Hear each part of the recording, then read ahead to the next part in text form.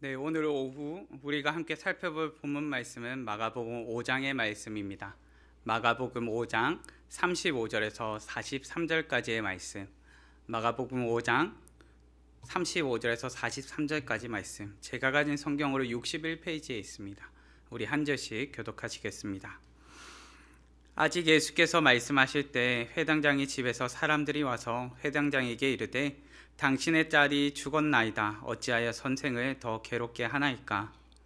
예수께서 그 하는 말을 곁에서 들으시고 회당장에게 이르시되 두려워하지 말고 믿기만 하라 하시고 베드로와 야고보와 야고보의 형제 요한 외에 아무도 따라옴을 허락하지 아니하시고 회당장의 집에 함께 가사 떠드는 것과 사람들이 울며 심히 통곡함을 보시고 들어가서 그들에게 이르시되 너희가 어찌하여 떠들며 우느냐? 이 아이가 죽은 것이 아니라 잔다 하시니 그들이 비웃더라. 예수께서 그들을 다 내보내신 후에 아이의 부모와 또 자기와 함께한 자들을 데리시고 아이 있는 곳에 들어가사 그 아이의 손을 잡고 이르시되 달리다금 하시니 번역하면 곧 내가 내게 말하노니 소녀야 일어나라 하심이라. 소녀가 곧 일어나서 걸으니 나이가 12살이라 사람들이 곧 크게 놀라거늘 함께 봉독하시겠습니다. 예수께서 이 일을 아무도 알지 못하게 하라고 그들을 많이 경계하시고 이에 소녀에게 먹을 것을 주라 하시니라. 아멘. 오늘의 본문 말씀을 통하여서 절망에서 소망으로라는 제목으로 말씀을 나누고자 합니다. 우리는 인생 가운데서 절망을 경험할 때가 있습니다. 특별히 깊은 슬픔이나 아픔을 경험할 때도 있습니다. 사랑하는 사람과의 이별이 그렇고 준비되지 않은 실패를 경험할 때가 그렇습니다. 그리고 기대가 무너져 배신이 되거나 낙심이 될 때가 우리 가운데 그렇습니다. 우리는 이럴 때 그 무엇과도 비교할 수 없는 절망과 슬픔을 경험하게 됩니다. 본문은 그런 절망을 경험하고 있는 사람에게 한 가지 메시지를 들려줍니다.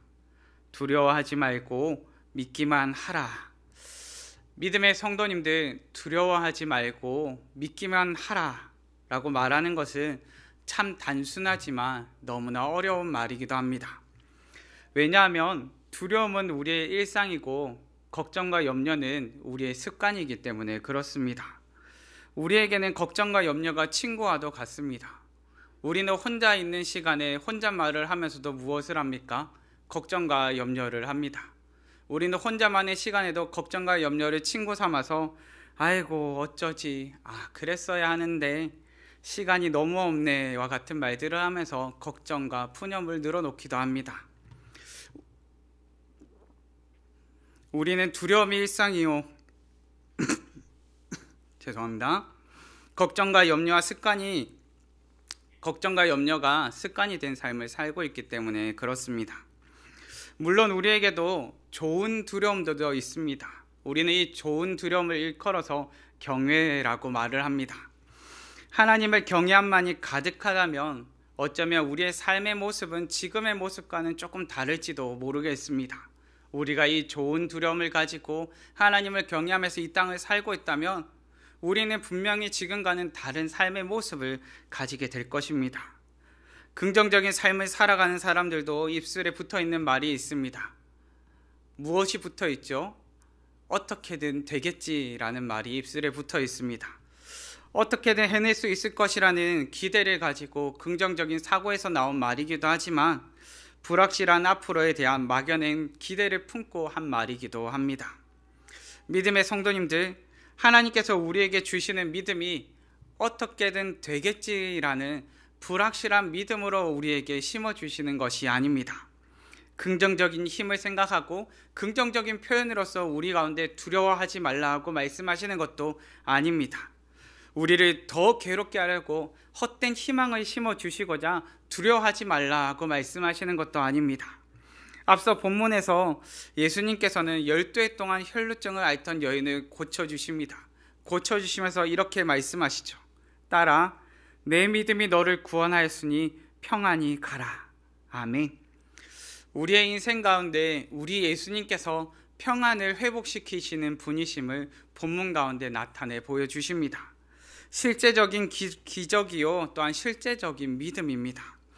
도대체 우리가 믿는 예수님은 어떤 분이시기에 우리에게 평안을 말씀하시고 두려워하지 말라 말씀하시는 것입니까? 우리는 본문을 통해서 살펴보면서 우리가 믿는 예수님이 어떤 분이신지 한번 살펴보기 원합니다. 예수님은 어떤 분이십니까? 첫째는 우리의 소망이십니다. 본문 35절과 39절 말씀입니다. 아직 예수께서 말씀하실 때에 회당장의 집에서 사람들이 와서 회당장에게 이르되 당신의 딸이 죽었나이다. 어찌하여 선생을 더 괴롭게 하나이까? 들어가서 그들에게 이르시되 너희가 어찌하여 떠들며 우느냐? 이 아이가 죽은 것이 아니라 잔다 하시니. 아멘. 예수님은 우리의 소망 되신 분입니다. 우리의 궁극적인 소망이요 유일한 소망이신 분이십니다. 회당장은 자신의 사랑하는 딸이 죽었다는 절망적인 소식을 듣습니다. 그런데 이 절망의 소리 가운데 예수님만이 유일한 소망을 말씀하십니다. 무엇이라 말씀하십니까? 죽은 것이 아니라 잔다 하시니. 믿음의 성도님들, 우리가 할 수만 있다면 바꾸고 싶은 것이 바로 사랑하는 사람과의 이별입니다. 우리가 할 수만 있다면 죽음을 이기고 사랑하는 사람과 평생을 영원토록 함께하고 싶은 것이 바로 우리의 심정입니다. 지금 회당장이 가장 듣고 싶은 말은 사랑하는 딸이 죽지 않았다는 것입니다. 예수님께서는 회당장에게 죽음을 말씀하시지 않으십니다. 그리고 잔다 말씀하십니다. 사실 죽음과 잠은 참 비슷합니다. 단 하나만 다를 뿐입니다. 깨어나느냐, 다시 깨어나느냐, 깨어나지 않느냐, 이 한 가지만이 다를 뿐입니다. 다시 깨어날 수 있느냐, 다시 깨어나지 못하느냐로 우리는 죽음과 잠을 나누는 것입니다.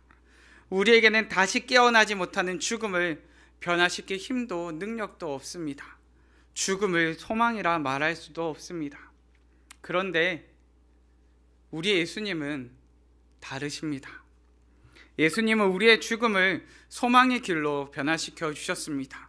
우리의 죄를 사하시고 우리에게 살 길을 허락해 주시고 우리의 죽음을 소망의 길로 바꿔 주신 것입니다. 믿음의 성도님들, 예수님께서 우리의 죄를 사해 주셨습니다. 그렇게 오늘 우리가 죽는 것은 죄로 인하여 죽는 것이 아니라 살기 위하여 죽는 것입니다. 죄에 대하여 죽고 의에 대하여 살기 위해 죽는 것입니다. 그렇기에 우리의 죽음이 살기 위한 죽음임을 기억하시기 바랍니다. 성도의 죽음은 생명으로 가는 길이 됩니다. 그렇기에 우리 예수님께서 소망이 되시고 그 소망의 길을 열어주신 분이 되는 것입니다. 믿음의 성도님들, 예수님께서 우리에게 소망이 되셨습니다. 죽을 수밖에 없던 우리, 절망할 수밖에 없던 우리에게 소망이 되어 주셨습니다. 오늘을 사는 가운데 소망을 이토록 많이 말하는 공동체가 교회밖에 없는 것만 같습니다.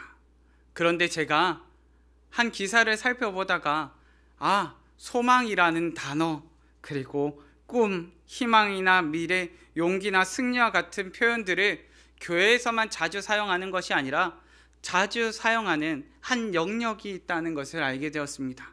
혹시 어디인지 아십니까?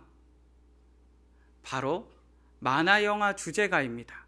만화영화 주제가에 보면은 사실 꿈이나 소망, 도전이나 절망과 같은 표현들이 많이 표현되어 있습니다. 사실 만화영화 주제가는 누가 만듭니까? 어린이들이 만들지 않고요, 어른들이 만듭니다. 다 큰 어른들이 만화 영화의 주제가를 만드는데 거기에 소망이나 꿈, 미래나 도전, 절망과 같은 것들, 그러한 단어들을 많이 넣어 놓습니다. 왜 그럴까 이유에 대해서 생각을 해보는데 한 인터뷰 기사에서 이렇게 기록합니다. 어린아이의 입장에서 이해하기 힘든 추상적인 가사들이 어른이 돼서 다시 노래를 들었을 때 힘을 얻기 때문이라 말합니다. 시간이 흘러 어린이에서 성인이 된 수많은 사람들이 소망이나 희망, 절망이나 도전과 같은 표현들이 삶에서 얼마나 중요한지를 깨달았기 때문이라 표현한 것입니다. 얼마 전에 한 오디션 프로그램에서 무명 가수가 등장했습니다. 그 무명 가수의 모습을 보는데 다른 여느 사람들과는 다르게 초라한 행색과 초라한 모습으로 등장했습니다. 너무나 마른 모습, 어딘가 아파 보이는 듯한 모습으로 어깨도 축 늘어진 채 호흡도 제대로 못하는 상태로 올라와 있었습니다. 그 모습을 보고 있는데 많은 사람들이 과연 저 사람이 노래를 제대로 부를 수 있을까라는 걱정의 시선으로 그 사람을 바라보기 시작합니다. 한껏 움츠러든 것 같고 의심의 눈초리가 그 사람을 향하고 있는데, 그 의심의 눈초리가 거두어지고 힘과 용기를 얻고 사람들이 다 함께 일어서서 외치면서 부르기까지 그 얼마간의 시간이 걸리지 않았습니다. 무슨 노래였는가 하니까 그 노래의 가사가 이렇습니다. 혹시 이 노래 가사만 보고 맞추실 수 있을까요? 가사가 나올까요? 네. 혹시 뭔지 아시겠습니까? 우리가 응원가로 잘 알고 있는 거죠. 한 번 더 나에게 질풍 같은 용기. 다 아시죠? 맞죠? 사실 이 노래가 혹시 어디에 나온 노래인지 아십니까? 저도 이거는 전혀 모르다가 깜짝 놀랐습니다. 쾌걸 근육맨 2세라는 애니메이션에 나왔던 노래입니다. 다들 응원가로 아셨죠? 저는 사실 응원가로 알았었거든요. 응원가 잘 만들었다라고 생각을 했었는데 알고 봤더니 애니메이션 노래였습니다. 그런데 그 순간 사람들이 전부 다 의심의 눈초리가 거두어지고요. 그 순간 다시금 도전해야지.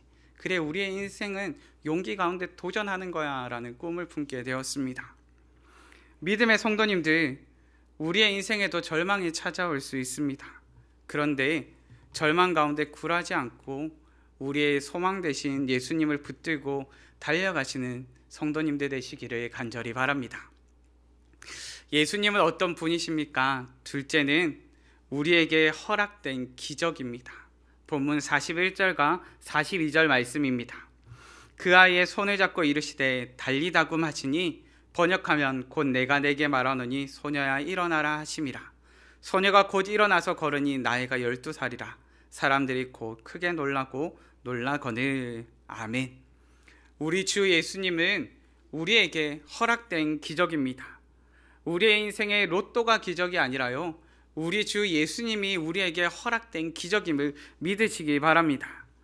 예수님께서는 기적을 행하셨습니다. 절망을 소망으로 바꾸셨고 죽음을 생명으로 바꾸셨습니다. 처음에 예수님께서 해당장의 집에 가셨을 때 그곳 가운데서 예수님께서 경험하게 되었던 것은 수많은 사람들의 조롱과 비난이었습니다. 사람들은 예수님을 향하여서 더 슬프게 하지 말라라고 비난의 화살을 쏘아버렸습니다. 예수님께서 이가 죽은 것이 아니라 잔다 말씀하셨을 때 사람들은 예수님을 향하여서 비웃음을 쏘아내었습니다. 그런데 예수님께서는 사람들의 비웃음을 경애로 바꾸어 버리셨습니다. 절망의 자리 가운데 있던 그곳을 소망의 자리로 바꾸어 버리셨습니다. 죽음이 변하여 생명이 됨을 경험케 하셨습니다. 비웃음의 세상이었던 예수님께서 기적의 주인공이 되어주신 것입니다. 우리 성도님들께서는 기적을 경험하시면서 오늘을 살고 계십니까? 우리에게는 미라클로 잘 알려진 인물이 있습니다. 혹시 아십니까? 우리 위와 미라클을 붙여서 모든 사람들에게 기적이 일어나길 바란다는 뜻으로 미라클이라 활동하는 한 인물이 있습니다. 모태신앙이었던 그가 한날 교회에 가서 고백합니다. 하나님, 저는 술과 쾌락을 포기할 수 없으니 그냥 회색 크리스천으로 살다가 죽을 때 회개하겠다고 기도합니다. 그런 그가 파티를 열다가 건물에서 떨어져서 응급실로 실려가게 됩니다. 목뼈가 어긋나서 전신마비의 상태가 되어버린 채 중환자실에서 눈을 뜨게 됩니다. 그는 평생 동안 걸을 수도 없을 것이고 손가락도 못 쓸 것이라는 진단을 받습니다. 정말 그 사람은 목 아래로 아무런 감각이 없음을 느끼면서 그 절망의 자리 가운데 누워 있습니다. 그런데 그런 그에게 하나님께서 일으켜 주실 거야 라는 믿음이 생겨납니다. 병상에 누워서 다른 사람들이 아닌 오직 자신만을 위해서 기도하고 있었는데 어느샌가 자신만을 기도하던 그 자리 가운데서 점차 옆 사람이 보이기 시작하고 옆 사람들을 보면서 다른 사람들을 보면서 기도하기 시작합니다. 그리고는 하나님께서 이런 마음을 주셨다고 고백합니다. 위야, 너는 꼭 너처럼 비슷하게 다친 사람들한테 소망이 돼야 한다. 위라클이라는 이 사람은 절망적인 상황에서 수많은 사람들에게 소망을 전하는 사람으로서 오늘을 살아가고 있습니다. 전신마비로 목 아래로는 감각도 없고 움직일 수도 없던 그가 이제는 하반신만이 불편할 뿐 상반신을 움직이면서 활동하며 소망을 전하는 사람이 되어버렸습니다. 그러면서 모든 사람에게 기적이 있기를 바란다라고 이야기를 합니다. 그런 그가 이렇게 나눕니다. 많은 분들이 제게 질문해요. 진짜 많이 힘들 때는 어떻게 이겨내세요? 저는 고난을 극복하지 않았어요. 고난 속에서 기쁨을 찾아 느끼는 중이죠. 오늘 사는 우리의 삶이 예수님께서 한 소녀를 살리신 것처럼 극적인 변화로 이어지지는 않을 수도 있습니다. 그런데 우리에게 허락된 놀라운 기적은 우리에게 주어진 삶의 현장 가운데서 절망을 소망으로 바꾸고 그리고 고난 가운데서도 기뻐할 수 있는 놀라운 힘을 줍니다. 고난 가운데 절망 가운데 낙심할 수밖에 없던 우리가 고난 가운데 절망 가운데 기쁨을 회복하는 놀라운 기적을 경험하게 되는 것입니다. 우리는 그 힘으로 오늘을 살게 되고 그 기적으로 오늘을 버텨낼 수 있게 됩니다. 믿음의 성도님들, 우리 주 예수님께서 우리에게 기적이 되어주셨습니다. 살 소망이 되어주시고 고난 가운데서도 절망하지 않도록 붙들어 주셨습니다. 우리 삶의 기쁨의 이유가 되시고 회복의 이유가 되어주신 것입니다. 믿음의 성도님들, 예수님께서 우리로 기적을 경험하며 오늘을 살게 하십니다. 꼭 이 사실을 믿고 달려가시는 성도님들 되시기를 바랍니다.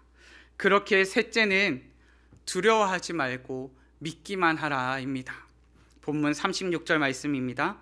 예수께서 그 하는 말을 곁에서 들으시고 회당장에게 이르시되 두려워하지 말고 믿기만 하라 하시고 아멘. 회당장이 집에서 온 사람들에게 들은 말은 절망의 말이었습니다. 그런데 예수님께서는 이 절망의 상황 가운데 무엇을 말씀하십니까? 믿음을 요구하십니다. 믿음을 말씀하시며 너는 무엇하기만 하라 말씀하십니까? 믿기만 하라 말씀하십니다. 믿음의 성도님들, 우리는 믿을만 해야 믿죠 라고 이야기를 하는데 예수님께서는 무엇이라 말씀하십니까? 믿기만 해라 말씀하십니다. 믿을만 해야 믿는 것이 아니라 믿음이 먼저라고 이야기를 하십니다. 사람들은 믿음에 대한 증거를 요구합니다. 믿기 위해서 증거가 필요하고 신용이 필요하고 점수가 있어야 된다 이야기를 합니다. 그런데 예수님께서는 믿을 만한지 안 한지를 따져보라 말씀하지 않으십니다. 오히려 두려워하지 말고 흔들리지 말고 믿기만 하라 말씀하십니다. 믿음이 먼저요, 순종이 먼저라 말씀하십니다. 가만히 생각해보면 우리에게 시험이 찾아오거나 어려움이 찾아올 때는 참 순종하거나 믿기 어려운 상황일 때가 많습니다. 우리가 믿기 쉽고 순종하기 쉬울 때 우리 가운데 믿어라 말씀하시는 것이 아니라 우리가 참 믿기 어렵고 순종하기 어려운 그 순간일 때 우리에게 믿음을 요구하심을 경험하게 됩니다. 왜 그렇습니까? 우리 주님께서는 우리의 두려움을 기적과 같이 바꾸시는 분이신데 그 기적을 내가 경험하며 너의 선택이 잘못된 것이 아니라 내가 참다운 선택, 올바른 선택, 온전한 믿음의 선택을 하면서 살아감을 경험케 해주시기 위해서 우리 가운데 먼저 믿음을 요구하시는 것입니다. 예수님은 우리에게 두려움과 염려가 몰려올 때 믿음을 요구하십니다. 우리가 무언가 할 만할 때 할 수 있겠다 싶을 때가 아니고 절망스러울 때, 고난 가운데 있을 때, 우리의 마음이 요동치는 상황 가운데 있을 때 예수님께서 말씀하십니다. 너희가 두려워하지 말고 믿기만 하라 말씀하십니다. 이 믿음은 한 철의 믿음이 아닙니다. 한 때의 믿음도 아닙니다. 흔들리지 않는 변함없는 믿음입니다. 지속되는 믿음이요, 우리 가운데 한결같이 요구되어지는 믿음입니다. 잠깐의 믿음이 아니라 굳게 붙잡고 끝끝내 버텨내는 믿음입니다. 믿음의 성도님들, 우리의 삶 가운데 무슨 일이 일어난다 할지라도 변치 않는 믿음이 우리 가운데 있기를 간절히 바라봅니다. 한 오디션 프로그램을 보는 중에 심사위원 중 한 사람이 이와 같이 평가함을 듣게 됩니다. 완벽에 가까운 무대를 펼친 이 도전자에게 말합니다. 완벽의 반대말은 편안함이구나를 볼 수 있었던 무대였습니다. 저는 이 심사위원의 평가를 듣는데 그렇지, 완벽의 반대말은 미완성이 아니라 편안함이겠네 라는 생각을 해보게 되었습니다. 믿음의 성도님들, 우리가 자신의 완벽한 삶을 위해 힘쓰다 보면 우리의 삶 가운데는 오히려 불안과 두려움이 커져감을 경험하게 될 것입니다. 우리가 무언가 완벽한 삶을 살려고 힘을 줄수록 갈수록 경직되어져 가는 자신의 삶을 경험하게 될 것입니다. 그런데 불안과 두려움이 힘에 겨워서 오히려 우리의 삶에 힘을 빼게 될 때 오히려 우리는 우리에게 찾아오는 편안함을 느끼게 됩니다. 바로 믿음의 인생이 그렇습니다. 스스로 무언가 완벽하게 갖추어 보려 힘쓸수록 우리는 더 많은 불안과 두려움을 경험하게 될 것입니다. 오히려 힘에 겨워서 우리의 힘을 조금 빼고 주님을 바라볼 때 우리를 평안으로 인도하시며 우리를 빚어가시는 토기장이 되신 우리 주님을 경험하게 될 것입니다. 그렇기에 믿음의 성도님들, 두려워하지 마시기 바랍니다. 믿기만 하라 말씀하시는 주님을 신뢰하시기 바랍니다. 우리 주님은요, 말만 하시는 분이 아니라요, 행하시는 분이십니다. 2000년이 넘는 시간 동안 우리 가운데 믿음으로 행하시는 분이심을 몸소 보여주시고 증거해 주셨습니다. 오늘의 사는 가운데 두려워하지 말고 믿기만 하라 말씀하신 그 말씀을 붙잡으시기를 바랍니다. 말씀을 정리하겠습니다. 우리가 믿는 예수님은 어떤 분이십니까? 예수님은 우리의 소망 되신 분이십니다. 절망 가운데 굴하지 않을 수 있는 소망이 되신 분이십니다. 예수님은 우리의 기적이 되신 분이십니다. 고난 가운데도 절망하지 않을 기적이 되신 분이십니다. 그 예수님께서 우리에게 말씀하십니다. 두려워하지 말고 믿기만 하라 말씀하십니다. 우리 주님께서 우리의 두려움을 기적같이 바꾸어 주실 것입니다. 두려움이 일상이요, 걱정과 염려가 습관이었다면 믿음으로 주님을 잠잠히 바라보시기 바랍니다. 우리가 잠잠히 주님만 바라고 있을 때 달리다굼 우리를 절망에서 일으키시는 주님의 손길을 경험하게 될 것입니다. 오직 두려워하지 말고 담대하게 믿음으로 오늘을 사시는 우리 성도님들 되시기를 다 같이 간절히 바랍니다. 이 시간 우리 다 함께 찬양하실 텐데요, 제 개인적으로 이 찬양이 참 좋아서요, 이 찬양의 가사에 보면 이런 가사가 있습니다. 나를 부르신 주가 이루어 주시네, 잠시 넘어지더라도 붙잡아 주시네. 이 찬양이 우리의 삶의 고백과 같이 한번 다 함께 불러봤으면 좋겠습니다. 이 시간 나를 부르신 주 다 함께 찬양하시겠습니다.